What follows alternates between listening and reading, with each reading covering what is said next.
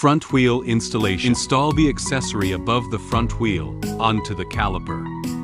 Then install the two accessories below in the video position. Hold the parts by hand. Install the front caliper cover on the front caliper. Make sure the reserved holes align with the screw holes. Fix the countersink screw above the caliper. Don't tighten the screws at this time. Then install the fixing screw in the lower hole. After tightening all the screws, reinforce them all. Tighten the screws until the accessories don't shake.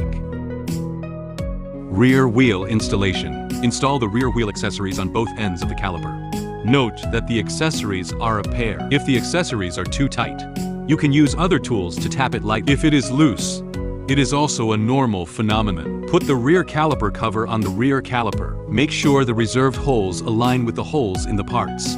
Pass the fixing screw through the caliper cover and combine with the accessory. Make sure the screws are not twisted crooked. Don't tighten the first screw too much. After tightening all the screws, reinforce them all. Tighten the screws until the accessory doesn't rotate.